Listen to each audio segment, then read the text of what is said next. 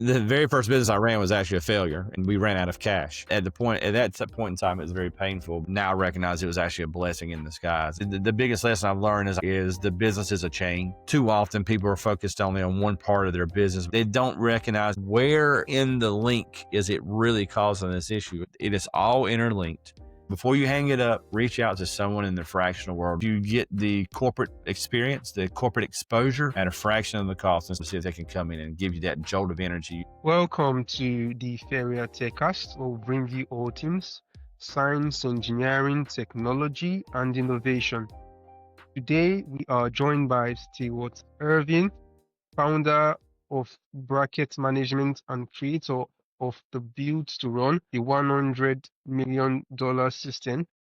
With over 25 years of experience in finance, operations, and manufacturing leadership, Stewart specializes in helping small to medium-sized businesses break through profit ceilings, eliminate chaos, and drive measurable growth.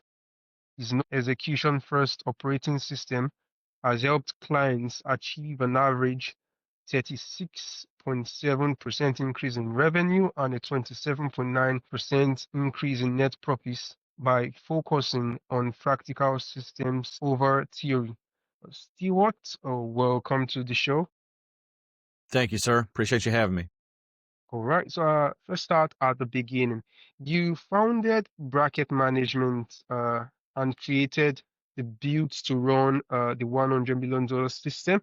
So, what was the pivotal moment or recurring problem you saw in businesses that made you develop this specific playbook? Yes. So for me, I've been a business turnaround guy for the past 20 years. With a large portion of that, I was actually a W-2 employee.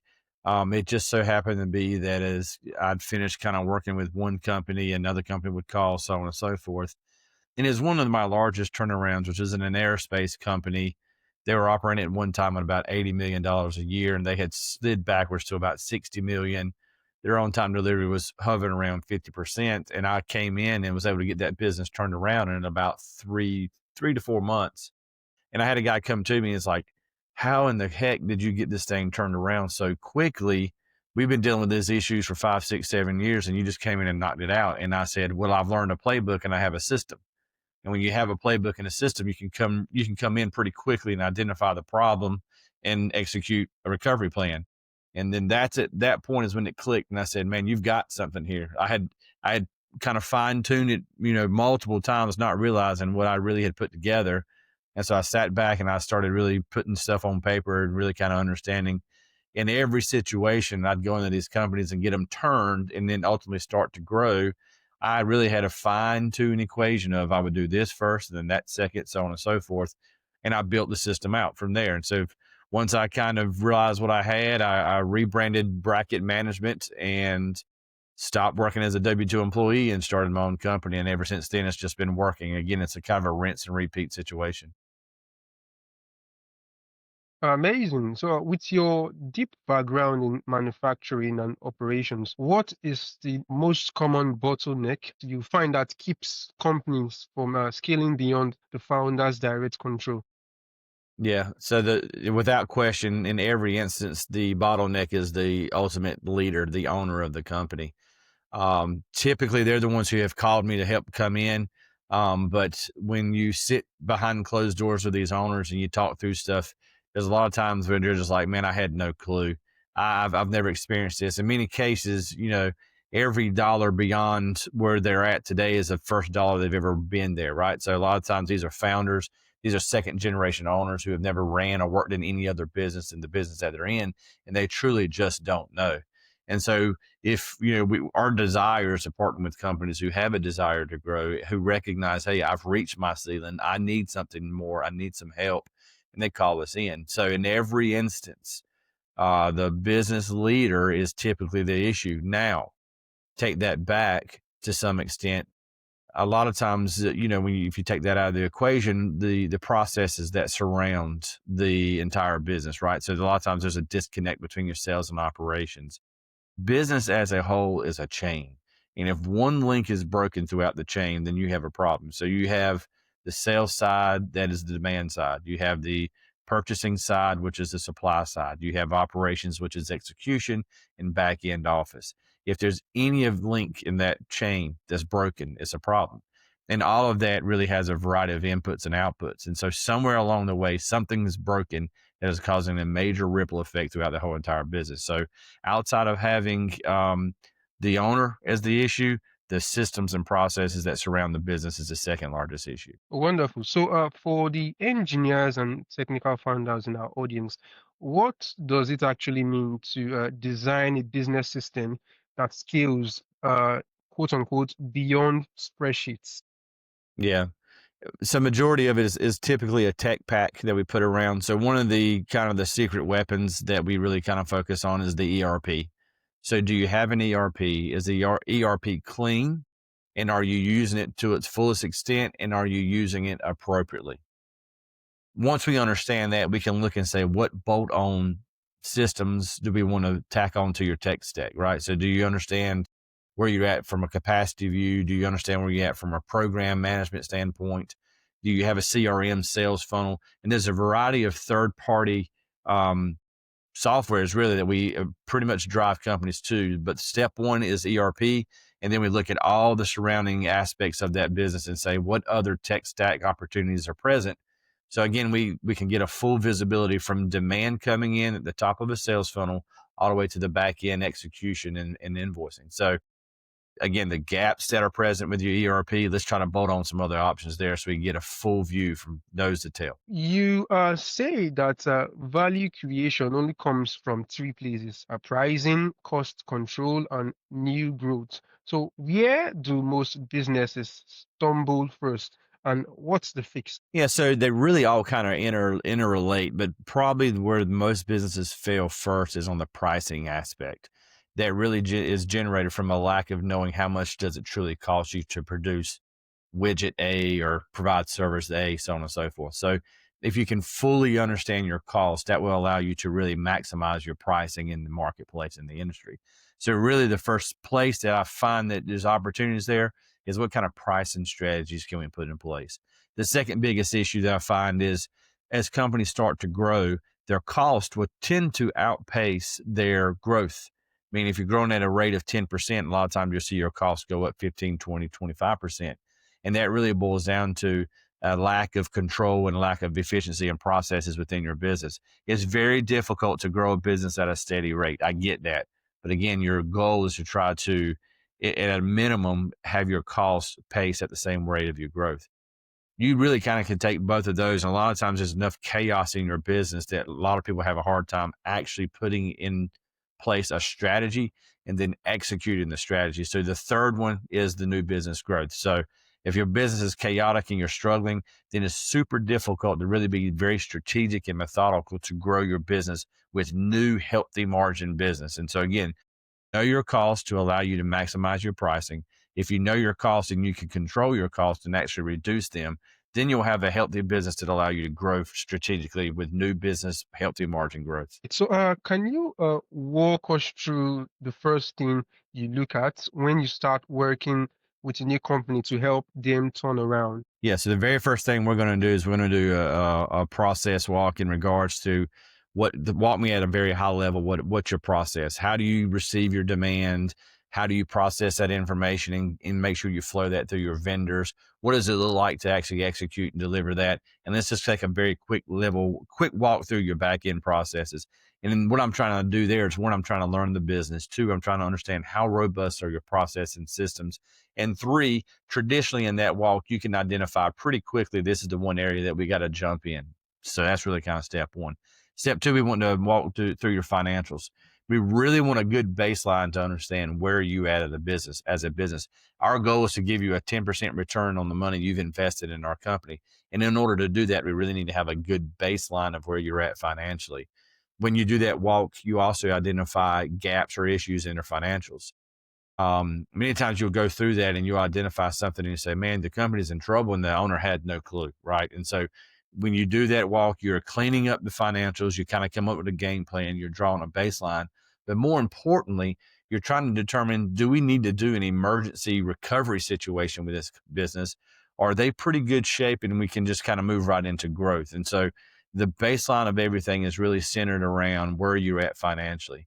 And then from there, we just do some culture assessments. We do some personality assessments with the business owners to see how they're going to blend with us. If we try to understand where they're at culturally, and try to paint a picture in regards to when you put this stuff in place, these are the dynamics that may change in your business. Are you comfortable with that? We want to understand why. Why are they existing? We love for companies to have a why beyond their walls. That way that when things get tough, you can always point to, remember, you hired us, you're existing because you have something greater than your company. And we have to go there a lot, because a lot of times when you're in these change situations, these guys are just like, man, it's just not worth it. And I continue to go back to their why.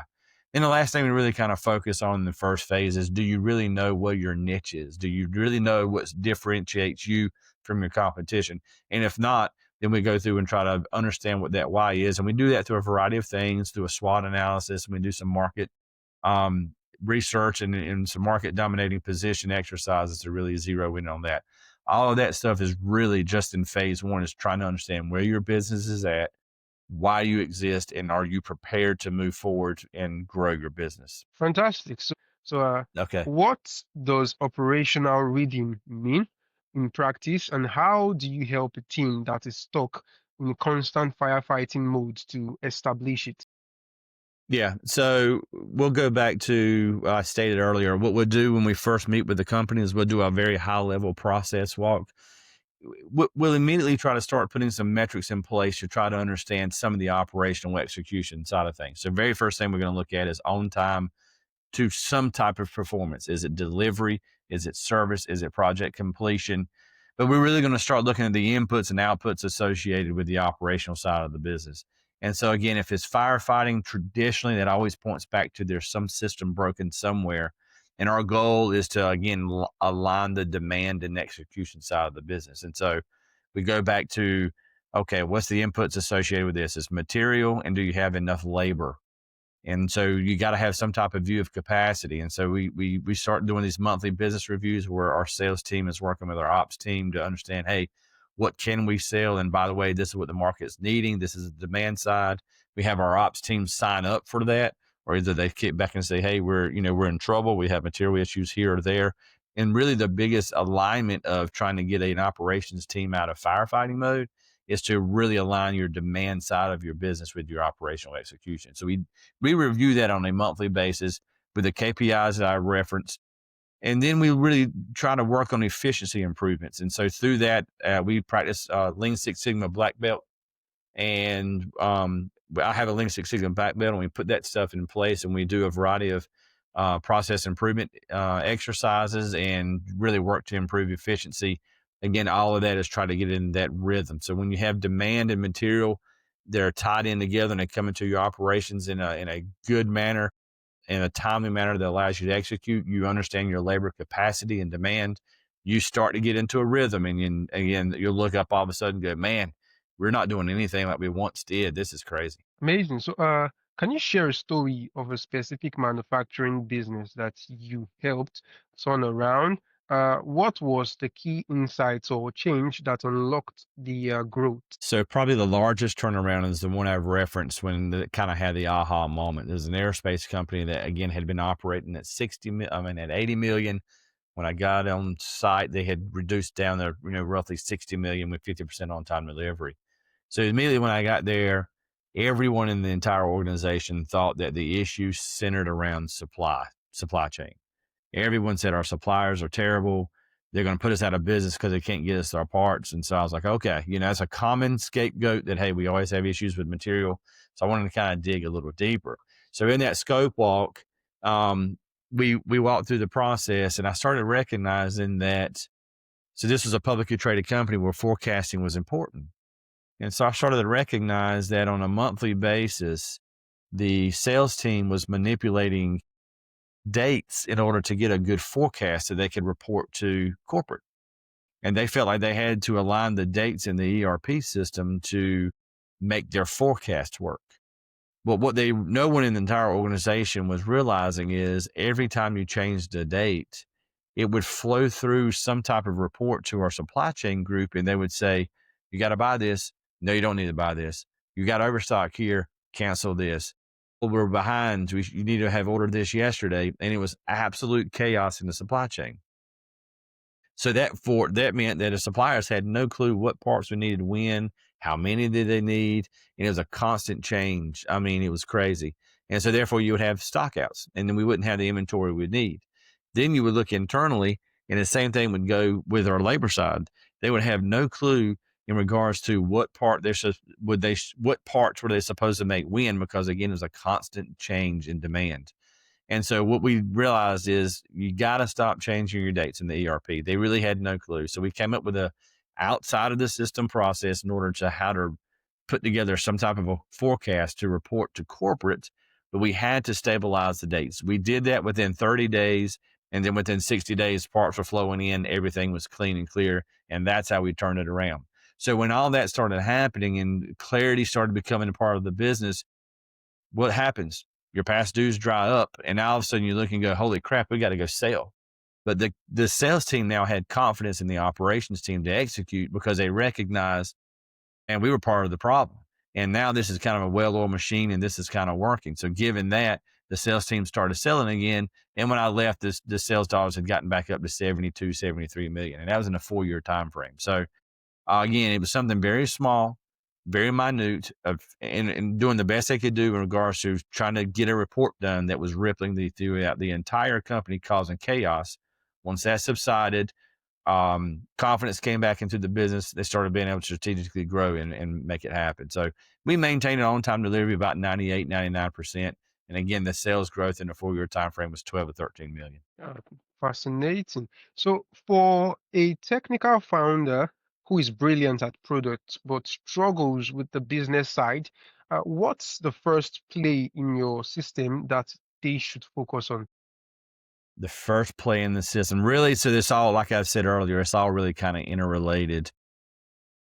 The very first thing they really need to understand is how is the communication within your business. So a lot of times, like the very first play we run is kind of the communication. And that really boils down into what we talked about earlier is, do you have a why beyond your business? Because things are going to get tough. And you have to make sure you know your why and why are you existing.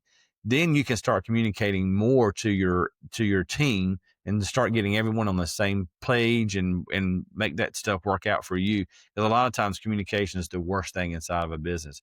The other part of that too is to understand that if you're going to start making changes, your people need to know that you're fixing to start making changes. The worst thing they can do is go in there and start making changes to your business without no one knowing why. And people's imagination is the worst thing possible.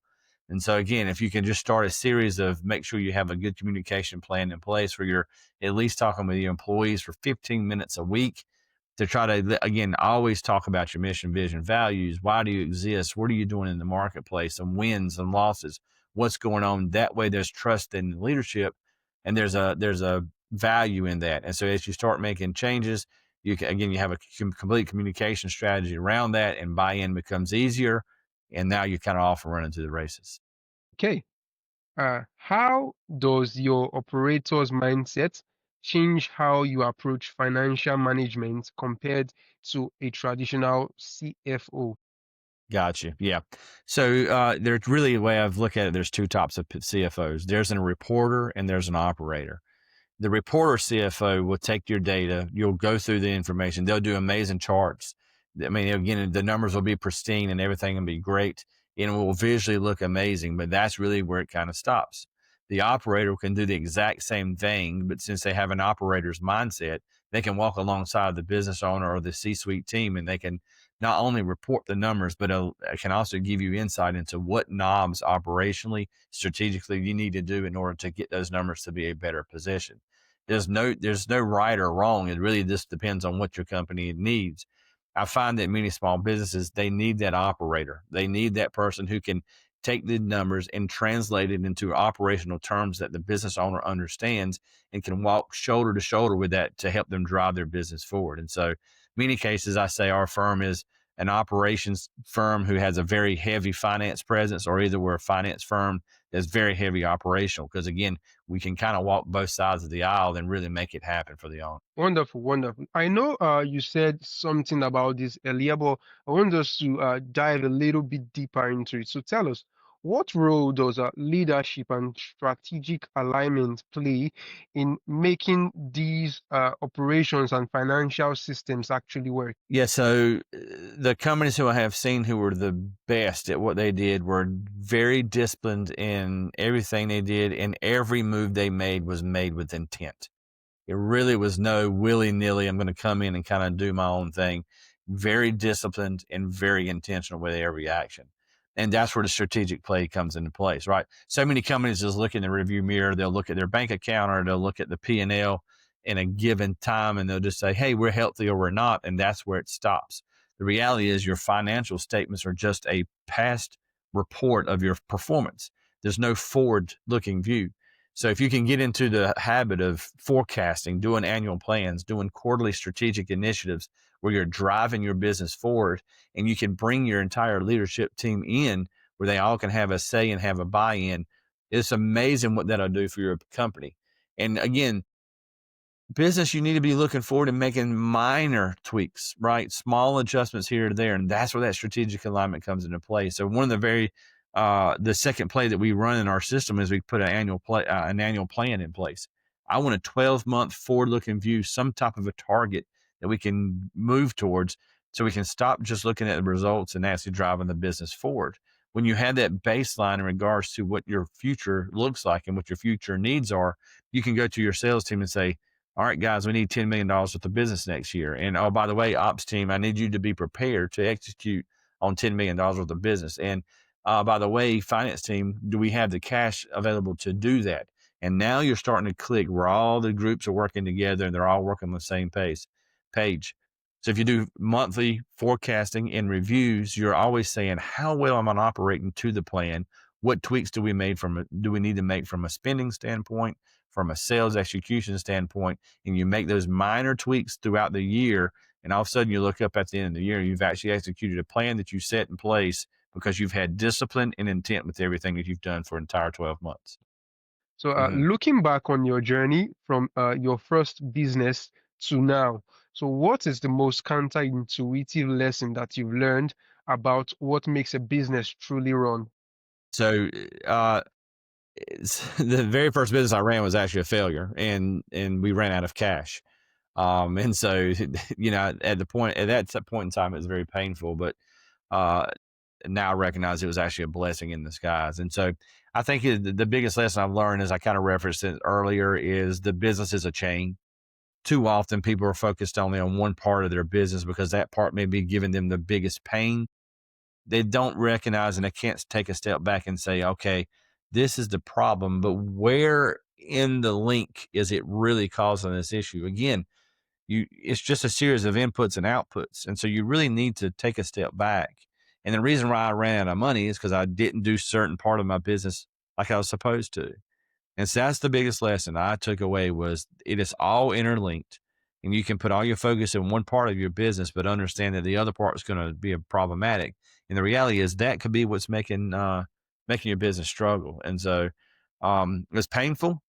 And I didn't realize that lesson until years down the road. But when it clicked, I was like, all right, now I get it. Now I get it. That is really interesting. So, if you could give one piece of advice to a founder who feels overwhelmed by chaos and is ready to build a real operating system, tell us, Stewart, what would it be? Not to give up, particularly in today's world, the fractional executive and the again the disciplines are all over the place in regards to what the fractional opportunities are. I dabble in the finance side, but there's fractional operations guys, marketing, sales, engineers, safety. I mean, you name it. There is someone out there who is an expert who can come in and help your business in a very, very specific way. And so if you're running, you've kind of hit a wall, you've hit a ceiling and you have nowhere to go and you're kind of freaking out, reach out to someone who is in the fractional world because these guys, we can come in at a fraction of the cost and make a massive impact. Again, you got to make sure you're hiring the right guy and someone is not coming with some fluff, but who can actually make an impact.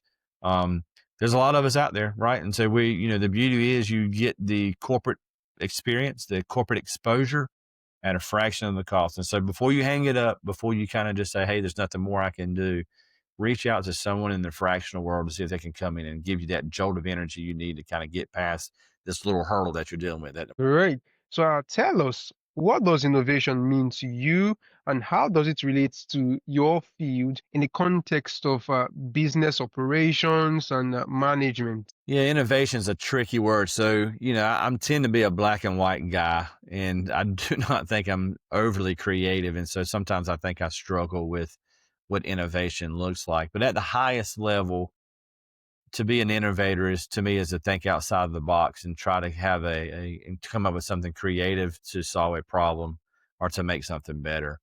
Again, sometimes I think I'm not that way, but in the reality is I'm playing in an innovative space today because a fractional executive is something that's so new.